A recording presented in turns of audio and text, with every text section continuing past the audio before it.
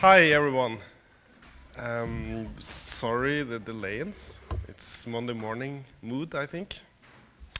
We are on day 3 in Oslo International Acting Festival, and today we have Gisella Mendoza here. Give her an applause.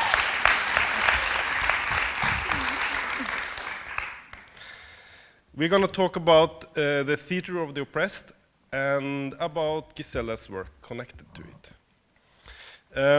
When we checked around in the theater of the oppressed communities to find someone that could stay here with us, they all pointed at her, so we are very happy to have you here.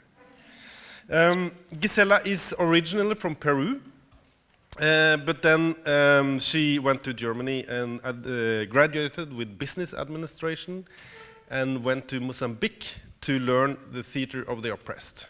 Later, in 2005, she started an NGO, a non-governmental organization, called GTOLX, the Theater of the Oppressed in Lisbon, Portugal. This group is working with political and social issues in critical neighborhoods, among other things. Today, I think we can find theater of the oppressed groups most over the world, at least most over Europe. Also in Sweden and Denmark, but not very much in Norway. For some reasons. We do have communities theater here as well, but they are kind of and not... This guy with the book. This guy with the book, among others. You don't find a lot in a lot No. of countries. No? It's interesting. No group, but a book. Yeah, we have a book written by a professor in Stavanger, I think. But he's a teacher professor. So it's not from the theater field. Anyway, I don't think the communities theaters in Norway is so focused on social and political changes. Actually, that's my feeling of it. So I'm going to make a super brief introduction to the topic before Gisella will go more in the depth of it. First of all, Auguste Ball, which is the kind of founder of Theater of the Oppressed, was born in 1931 and died in 2009. He was a Brazilian theater director that very early had an urge to make plays and theater in order to activate people, to liberate them against oppressing regimes and so on, but which Brazil was very much at that time. But he found out that the classical plays or classical ways of doing theater didn't serve his purpose.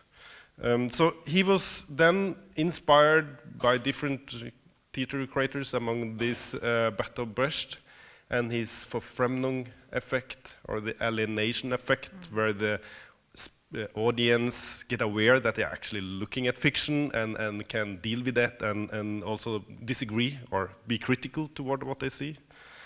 But still, Ball wanted to find a form that somehow would allow the audience to participate in the play, to be in the play and to change it themselves.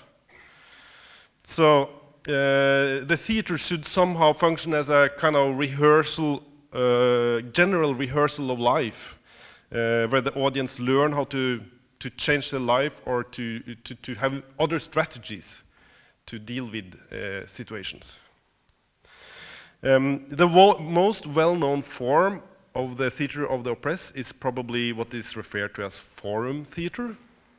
Forum theater can function in many different ways, I think, but classical forum theater would be something like you create a play based on a topic which is important for the audience, something that is urgent for them, typical social or political problem, and there will be a main character in this play which had to have a struggle, and the audience somehow would relate to him, and the play would end poorly, bad. And then in the end of the play, the director, or the joker, as it is called in this form, stands up and says to the audience, could it end it differently? Is there another way to do this? And then they would start, audience would come up with suggestions, and then instead of going into a long intellectual critical dialogue, then the joker would say to the audience that have a proposal, yeah, come up here and play that scene as the main character and try to change the scene, see if there is another outcome of the scene. So that would be a kind of, and this could be done in many different ways. Yeah, I think. it's hard to explain really. In Yeah. the sense of like, if you see it, you better understand, because it's really like, you describe it, but I'm sure that, does anyone has any seen a forum theater play? Yes, a lot of people, so great. So how did you, would you describe that? Like in one word? What would you say? One word is difficult. Or in two or in three? I was fortunate to work with Boal for a period. Okay. North. A wonderful man and very warm. But how did you, the experience of the forum theater, how was it for you? Well, it depends a lot about how the group and the audience, how you get the connection. Yes. And what But for you, how was that experience that you had? it was very good. Very Good. Yes. What else? Who else said yes? I've seen. I worked with the youth, doing that with somebody who knows the form and Yes. participating in it. And I really liked the connection with the youth. They jumped on the Yeah, so in one word, will that be also good, or will that be scary or interactive? Not scary. What else from the others? Yes. Thousand playful solutions on a problem. Okay, looking for a lot of solutions for a problem. Well, yeah, that's, yeah. I only saw it once, and that was in New York. But there I felt it was almost a bit forced, or like it was definitely pedagogical, but I guess it depends extremely how you initiate it. I guess how to really make these interactions with the audience. Yeah, it's not easy to explain forum theater or the methodology as itself, as a lot of people have seen bad TO plays. Because bad not in the sense of good and bad, but more in the sense like what the methodology, what aims is not to entertain or to give some space for oppressed young people or black people or foreigners or white people or women or homosexual, whatever kind of social group, to have a space for them to feel a little bit relieved. And I think, and that's was one of the things that Boal always was very critical about theater of the oppressed in Europe, is we are in a part of the world where that's what's easiest for us to do. Because we think that that our societies are so democratic. We are not shot in the street, we can go to school, we have food, you know. For us in Europe, the oppressed people are always living in Latin America, they're always living in Africa, and we are fine. So what we do is, for those of us in these societies that don't feel really very good as we do some kind of entertainment. And unfortunately, a lot of theater of the oppressed that is being done, especially in Europe, is trying really to calm down the things or the people that cannot be really calm, that are needed really to question our society, because the theater of the oppressed aims really to just keep on questioning how are we living in this society where we are living. If it's a small society, it's my family, it's my neighborhood, it's my city, it's my country, it's my continent, that's that we can all work together on that. So it's not about, I want you, domestic violence victim, to give a little bit of light so that you just keep on dealing with your beating or with your oppression. It's not about that. And it's very hard, that's why I say it's very hard to explain, because it's a process of awareness, of getting to know that we are all artists and that we are all citizens. And we don't make a separation in the theater of the oppressed between the artists and the citizens who are political, because anything that we do as human beings in our social interactions in a city, in a relationship, here it's also a political thing. So the theater of the oppressed if it's going to be theater of the oppressed, always want that the artist, does anyone, has the possibility to recognize himself or herself as an artist. It's probably not a great artist already from the beginning, but it is an artist, a great artist in potential. And we develop these artistical efforts or skills, but we bring together a social and political thing. So, so that which is very difficult because it's very easy to say, but when you, and it's not that the theater of the oppressed comes to the young people and say, I know you are oppressed, because I'm much older than you and I've been there already. It's more that we offer this methodology, this possibility of acknowledging that I can also be an artist, and through art I can also think about my reality and question my reality, and then I can make a play based on all this thinking and based on all these artistic approaches that I discovered in myself together with the others. And I truly show this to an audience like you, and I really want to listen, what do you think about the same issue? Not necessarily about how good or bad was the play, how pretty or not pretty was the play. That's also important for us. But what we do is we really ask a question of, we are questioning this in this society, and we are using the theater. What do you think? Do you agree with that? As I did, how was it for you? And it's very interesting because in our experience, if you are, and that's the name of the methodology, theater of the oppressed. It's not theater for the oppressed. It's not theater about the oppressed. It's theater of the oppressed. If we can only work with people that really acknowledge and recognize himself or herself as oppressed people. And oppressed and oppression are not pretty words, especially not in Europe. We don't like to be oppressed. We have all an iPad. Why should we be oppressed? But could you clarify what this term actually means? What does it mean to be oppressed in this context? Yeah. Let me just finish the thinking, and then I just go back to that. So it's very difficult in Europe, to get to there. But we only work with people that really recognize themselves as oppressed.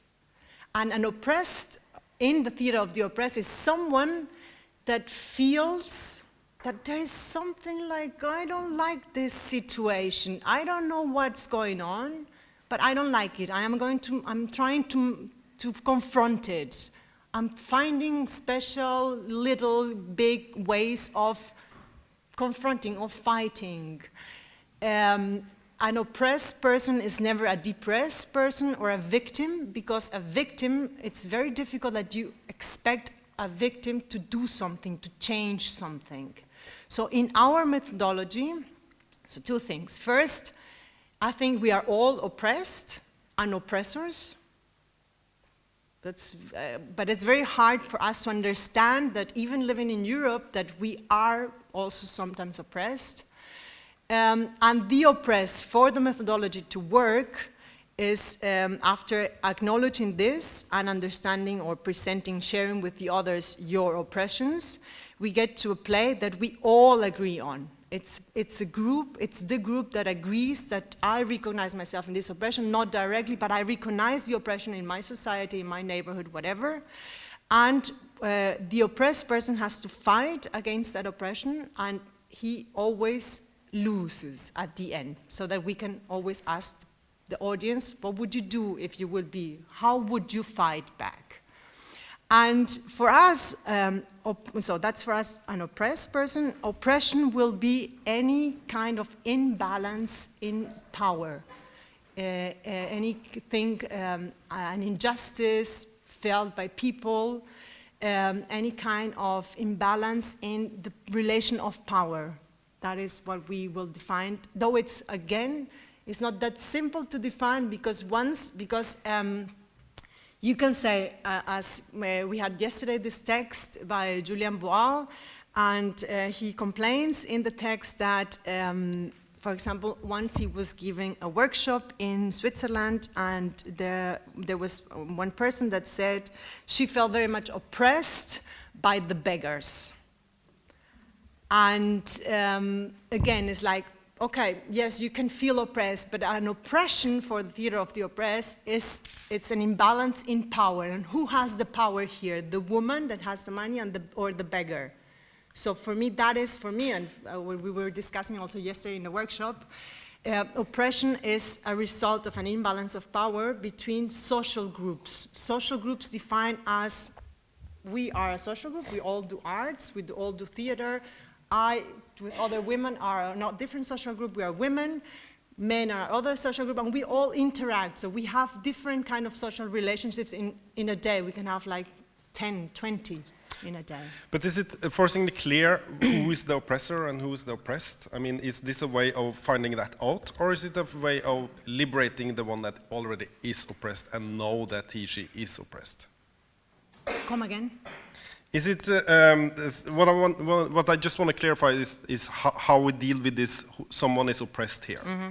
So I just trying to find out whether it's a question about getting if a forum theater or the theater of the oppressed, the way you work, is this a way to find out who is the one that is oppressed, or is it a way to liberate the one that already knows I have a fight, or I know I have a fight?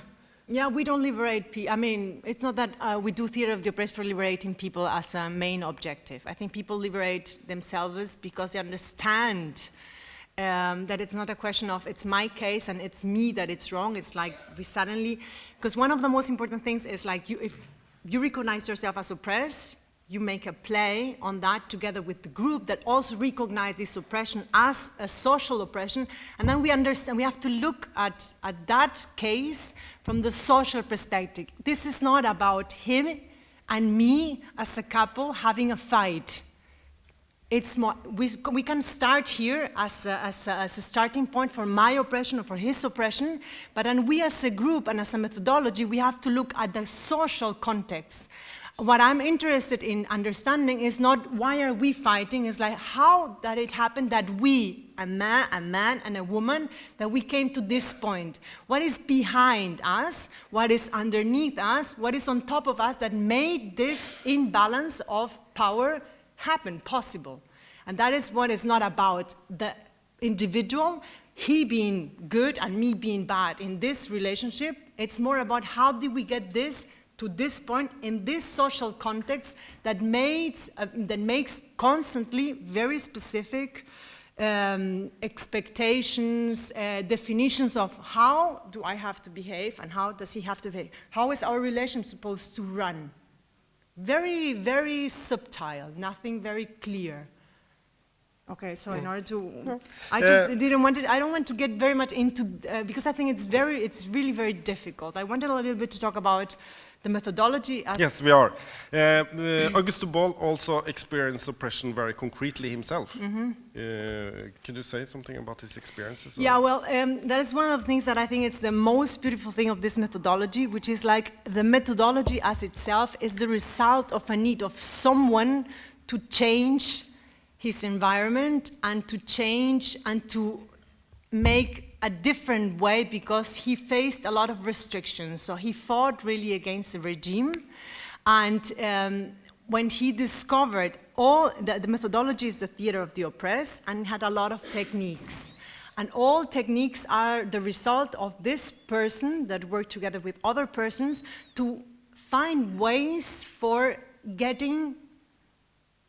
not getting caught, being able to say what he wanted to say, turning visible what was invisible in society, and being able to fight for a change. So you have the theater of the oppressed as a methodology, and you have several techniques that, for example, especially as he was in Brazil, so he was kept, he was imprisoned and he was tortured, and then when he could float to or run to Argentina, he came to another dictator regime.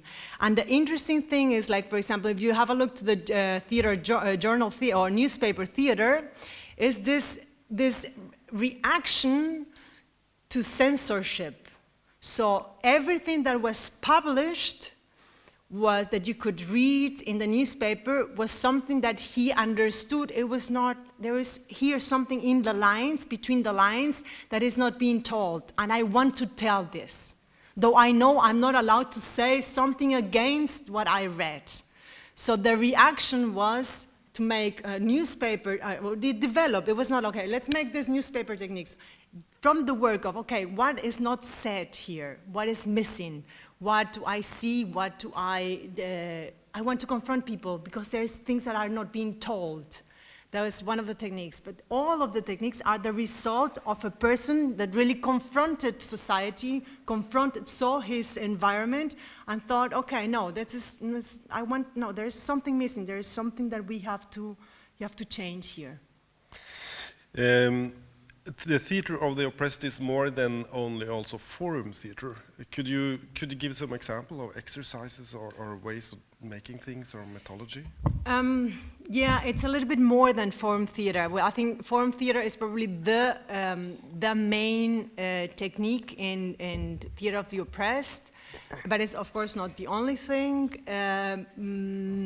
Well, there are invisible theater that people might know is when you just go outside and do a confrontation on public, and people don't know that that's a confrontation, and people should not know about that, because if not, then we'll be like, ha ha ha ha ha, we're just making theater. And it's more like to bring up topics that are not really addressed in society, but suddenly someone starts to talk about them, but it's everything very settled. Well, I think I could just explain a lot, but I think that's not the point here. I can just show a little bit. I mean, if you want, but this is very simple, really, because it's so complex.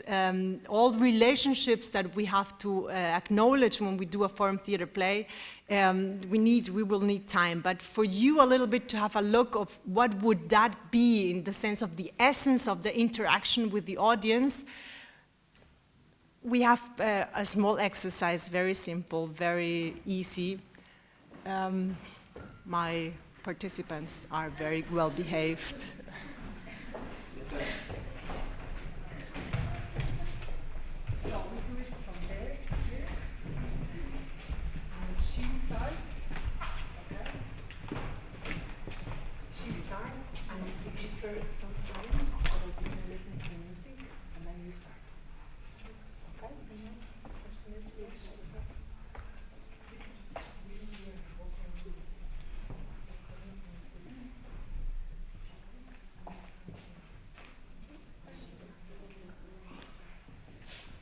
Whenever you want.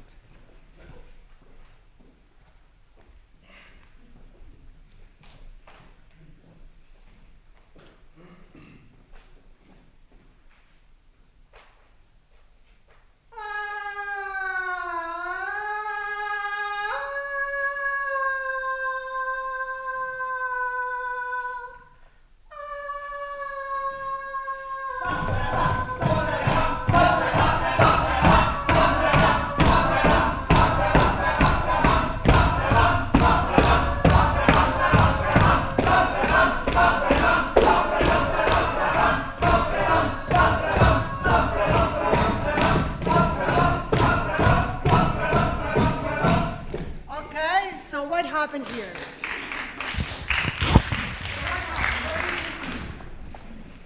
Very simple. This is not really worked out, and not really worked out on anything. But what did you see? Did you see anything? What did you see? It was one person who was alone, and she was alone and suffered, I think. And then the big group was coming. I think it was a demonstration or manifestation or something. And then she. After a while, she became a part of that. Someone else saw something different? Or we all saw a demonstration and someone suffering? You. Someone trying to fit into society. What would be society for you in this example? I have no idea. Right. But the Pamparapan is the society, or she is the society? The who? The one who was doing this was the society. Okay. Someone saw something different? Can you shout, probably?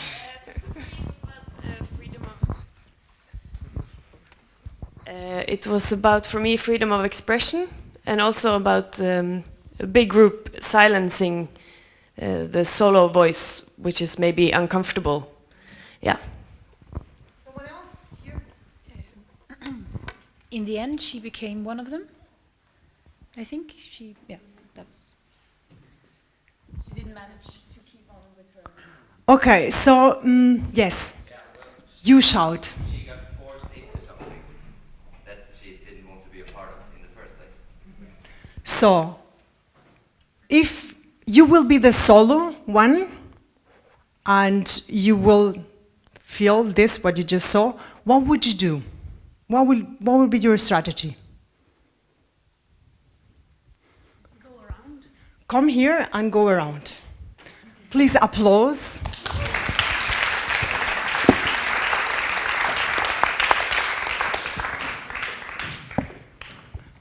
Kobi, welcome. You are going to replace our solo. Please, solo, give us your flower.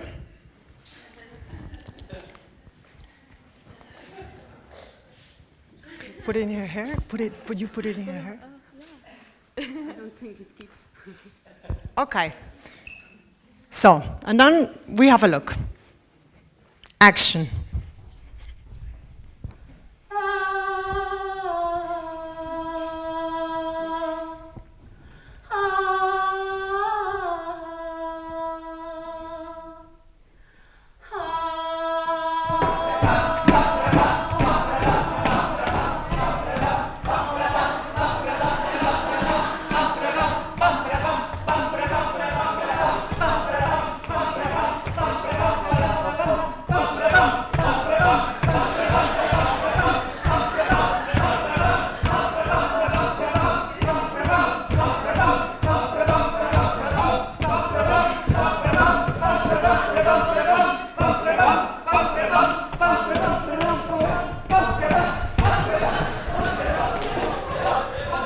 Thank you very much, Kobi. Please applause for Kobi. Get your flower.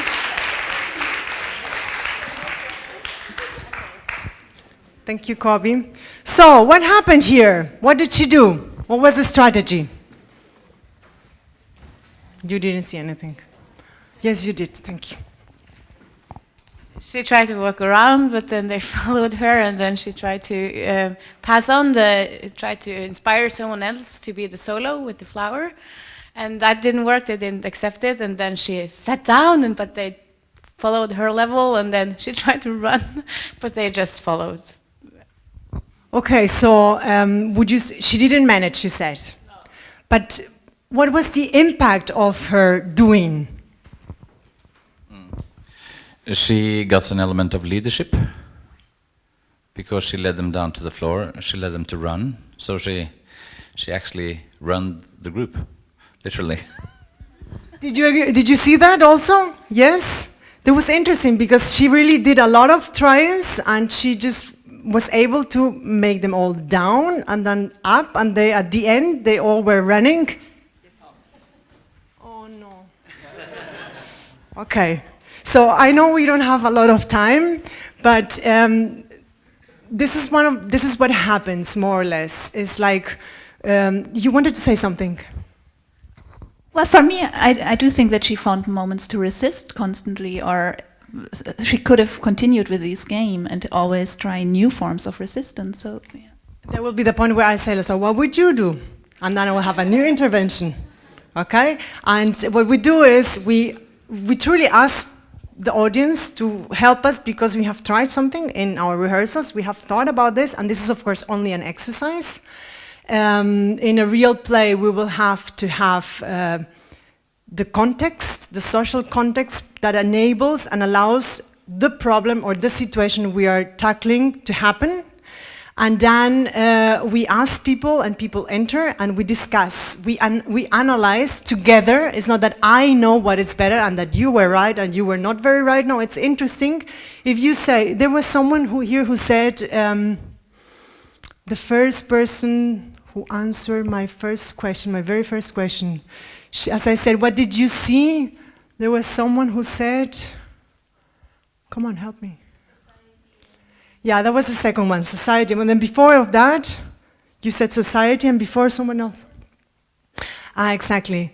So different views of what we show are very interesting for us. It's not that if you understood that it was a suffering person and whatever, that is wrong and you're not very good. No, it's interesting for us because it's really questioning also what we are doing and the way we are handling this play. So it's not about we want the right answer from you, or that we already know the right answer and we're just giving you space for you to be entertained. It's really that we're just willing to dialogue. That's why when anyone gets on stage and make an intervention, for us it's very important also to analyze, what did you saw? Did you saw also the same? Do you agree with this? And not agreeing is a great thing. But, coming back to my behaving, the real work of the theater of the oppressed is not on the stage, is not in the interaction with the audience, is after the play. Because what we do with the play is we want to get allies from the audience to come and join our fight for that specific situation that might be coming together as a group, fighting for, I don't know, more support for, I don't know for what, money for schools or for women or for, I don't know, more multicultural, creating an organization, linking with other organizations, making a legal proposition to change a law or making a proposition of a new law. So it's not on stage that we do the transformation. On stage we train what we can do in real life, but after the presentation it's important that we also, as theater of the oppressed practitioners, got together for really making things possible, prepared for a change in society. And that might, of course, take time. Augusto Ball says somewhere that everybody can play theater, even actors. And theater can be played everywhere, even in theaters. And I know you also very often work with amateurs. Yeah. So why is this tendency of, isn't it a form of theater that would also fit professional actors? Yes, the answer will be yes, but it's very hard to, I think it's very hard to motivate people to do political activism through artistical means involving people that are not really artists yet. At least in my experience, in Portugal, we work, well, the thing is like as I learned theater of the oppressed, I did some courses with CTO and I did some courses with Augusto, but my practical experience was made in Mozambique with Alvin Cosa, who was a pupil from Augusto Boal. And what I learned there was really to do things with normal people, with them, for them, together. And when I went back to Portugal, for me it was very clear that I could have the option of giving trainings and train people like you to become also trainers in theater of the oppressed. But I thought that it was not very rich in the sense of like, the more practical experience you have, the better trainer you are, and the better responsible you are for the methodology and for the changes that you are actually fighting for in society. So what we did in Lisbon is we created this, I created this NGO together with some friends, and we said, okay, we are not going to give trainings because we want really to work with the people, and we started to work a lot in communities of disadvantaged group or so-called disadvantaged group, because they're not oppressed, they're disadvantaged, so it's nicer to say. And we work a lot, we happen to work a lot with African immigrants or Portuguese people from African origin that are born in Portugal but not Portuguese, so still this process of colonization not being resolved and all these things. So we do work a lot with amateurs, but the funny thing is like, you have a lot of talent. So indeed you have a lot, we are all very artistic, but we don't know that. And which is worse, I think, is like we grew up in a society, we grew up with the society telling us who is an artist, How does the artist look like? How does he behave? And all these things. And you get into a community and you start doing things and you are just amazed by all this creative power that you have and that you can damage very much if you started to make like all these things very, very structured. So we work mainly with community works because that was one of our options. We wanted to work very much with the people.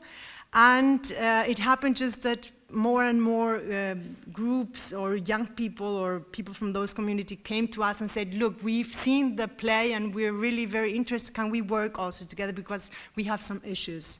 And then in our experience was, at least in Portugal, it's very interesting because we also work with some professional actors, but it's very hard to work with professional actors in our experience because what we lack in them is this political awareness of I am an artist and I can really touch taboos. I also can have a political position that can be also said in my art. Is there then a conflict between aesthetics and politics? Well, we are always put in this, that's, it's like the small people theater, so we don't really, it's not real theater. That's one of our major conflicts. And I think it's not fair, but I mean, it's right probably for the beginning, because it's very hard. I mean, it's like you have this expectation, you have to be like this, and you work with people that are just discovering themselves, and of course they can get here. I think most of them get here even, but you have to start. So we've always been measured already from the beginning with this, is not good enough.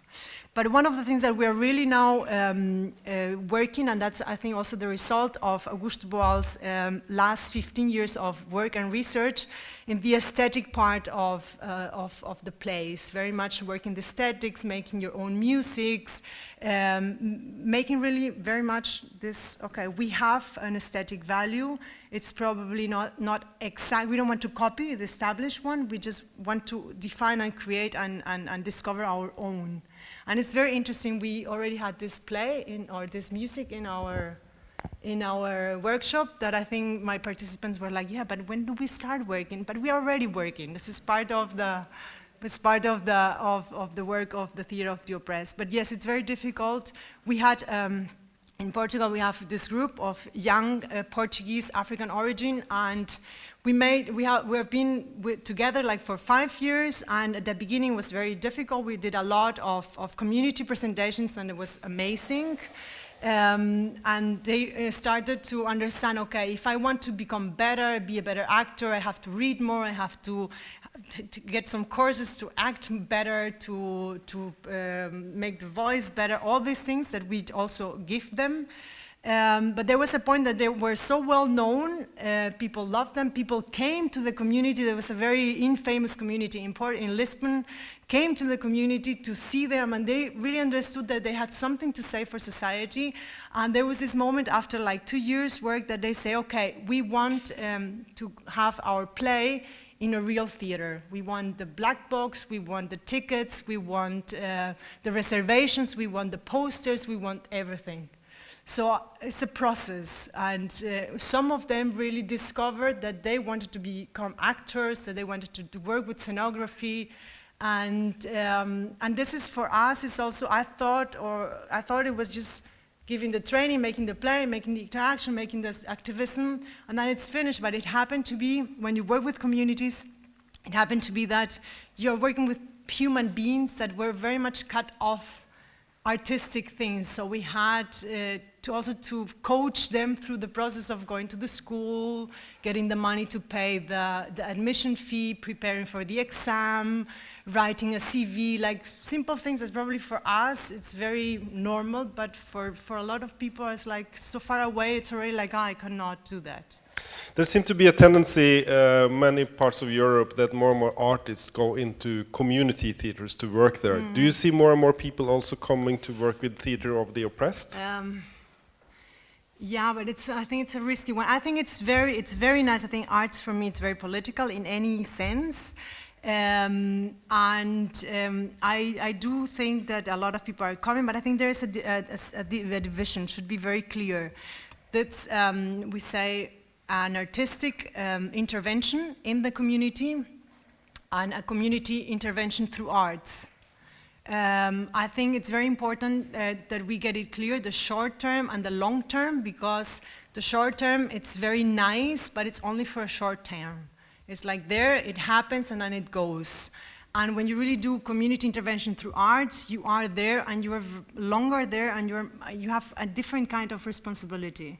In Portugal, we even have a school like this. In Lisbon has even a master's in theater and development, and theater and community intervention, which I found it very interesting, but I discovered later on that a lot of people do the masters because it's very hard to get a job as an actor or an actress, so they all go for teaching or they go for intervention projects. So it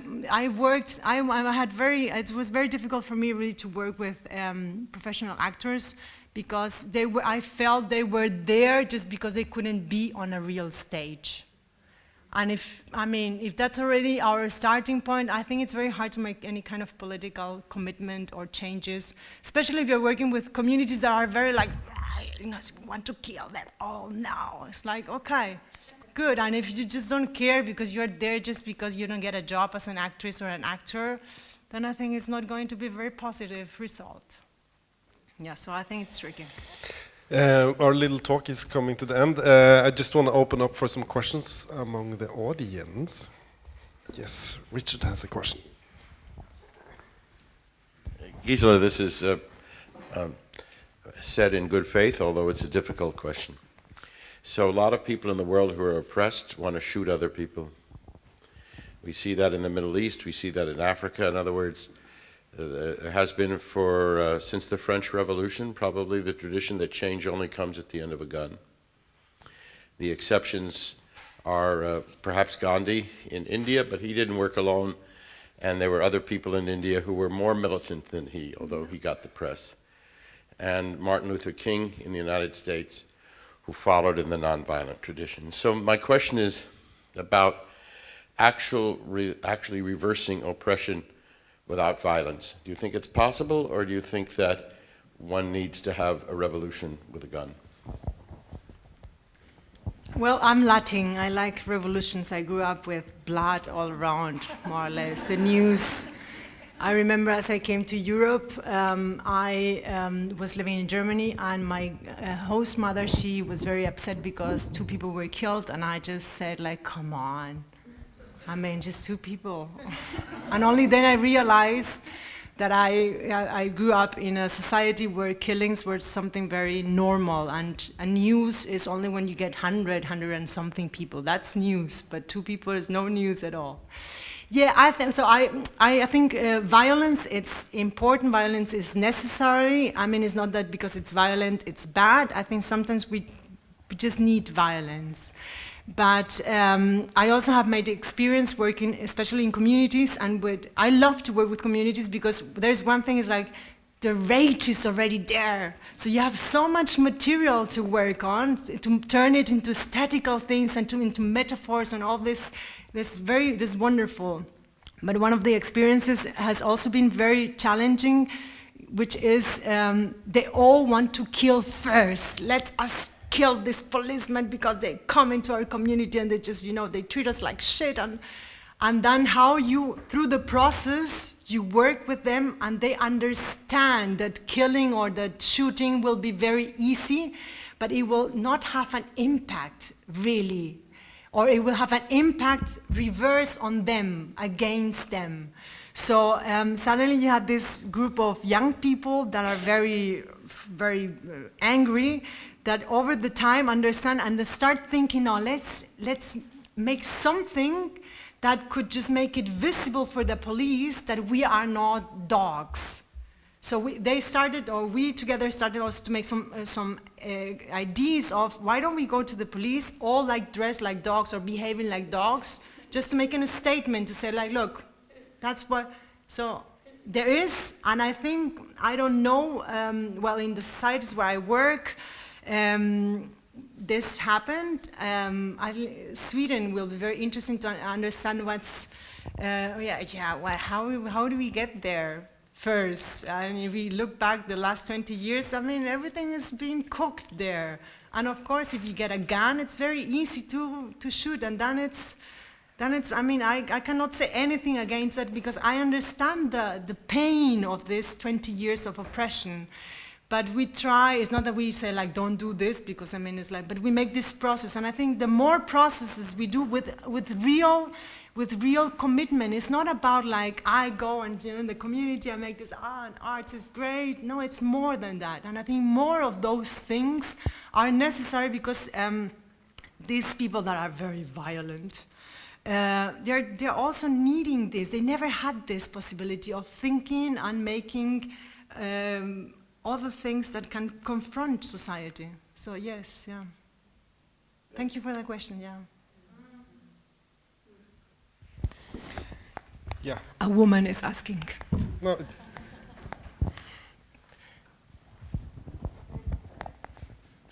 No, I think it's no, here. I think it was Veronica. Veronica. I got very confused. But it was very nice, this microphone trip to the back to nowhere.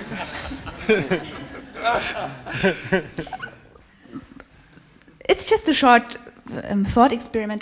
Did you ever think of how to convert this form and make theater for the oppressors to create more awareness about that? Yeah. Yeah, like working with Nazis or like, oh, will be fun. No, yes, the answer will be yes. I've thought about that. I'm very interested. We also work with, there's, internationally now it's going on this theater of the oppressed. In the Portuguese version will be oprimidas, the female oppressed, only to really to research and explore why are we women so underrepresented, so weak, so whatever. And one of the thoughts that we had in Lisbon, in GTO Lisbon, was it would be also interesting to have this just for men, because, well, it's very interesting, yes, we thought about that. We need time to develop that, and one of the things that I was sharing with Mike today in the morning, and I think it's very, it's unfair, but also the question of the aesthetic and people not considering us as arts because we're not like is the fact that it is very hard, really, when you stand up to change society. It is very hard, and when you get into it's very hard to get out of the system because we are in the system all the time.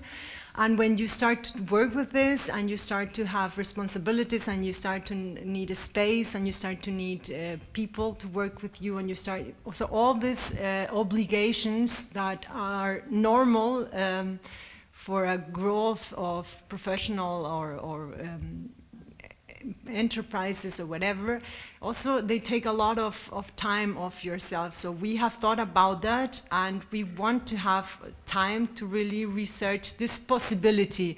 I don't think we will be working with the Nazis, the neo-Nazis. I think we prefer to work first with men, as men, you know, than other type of oppressors first. But one thing that Richard mentioned it yesterday, and taking into account your question will be interesting, is Paulo Freire, who is the pedagogy of the oppressed, and is very much, I think, one of the bases of the theater of the oppressed. He once said, it's in the hands of the oppressed that the oppressor can be humanized. So unfortunately, it's not that we are oppressed, but we also have the responsibility, because it's only in our hand, to show the oppressor his behavior. So, and this is, for me, it's very powerful. That's why it's theater of the oppressed. We are the ones that we have the responsibility and have this opportunity also to humanize the oppressor as a person that doesn't probably know what he's doing. Thank you very much. We need to have a break.